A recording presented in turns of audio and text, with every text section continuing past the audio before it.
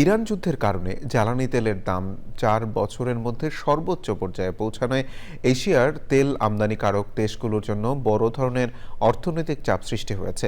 সে কারণেই সৌর বিদ্যুতের দিকে আগ্রহী ফিলিপাইন, ভারত, থাইল্যান্ড, ভিয়েতনামের মতো দেশগুলো।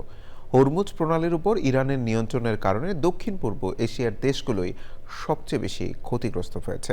বিস্তারিত জাকিয়া আক্তারের রিপোর্টে। ইরান যুদ্ধের কারণে জ্বালানির আকাশছোঁয়ার দাম এশিয়ায় মারাত্মকভাবে ক্ষতিগ্রস্ত অঞ্চলের আতঙ্কিত ভোক্তাদের ছাদের উপর সৌরবিদ্যুৎ স্থাপনের দিকে ঠেলে দিয়েছে। হরমুজ প্রণালীর ওপর ইরানের শ্বাসরুদ্ধকর নিয়ন্ত্রণের কারণে ক্ষতিগ্রস্ত দেশ ফিলিপাইন সৌরবিদ্যুতের দিকে আগ্রহী হয়েছে।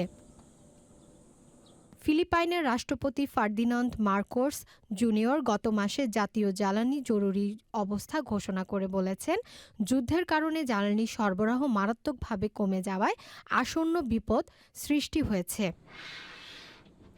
মানুষ ও ব্যবসা প্রতিষ্ঠানগুলো আতঙ্কে রয়েছে এবং জ্বালানি সুরক্ষার জন্য তারা রুফটপ সোলারের দিকে ঝুঁকছে।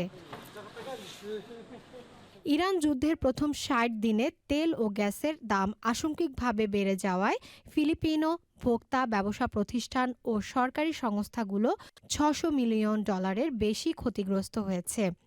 নিউ এনার্জি নেক্সাস সমীক্ষা অনুসারে ২৮শে ফেব্রুয়ারি ইরান যুদ্ধ শুরু হওয়ার আগে ফেব্রুয়ারিতে রুফটপ সোলারের প্রতি গ্রাহকদের আগ্রহ প্রায় ৪ গুণ এপ্রিলের মাঝামাঝি নাগাদ। জাকিয়া আক্তার, চ্যানেল আই।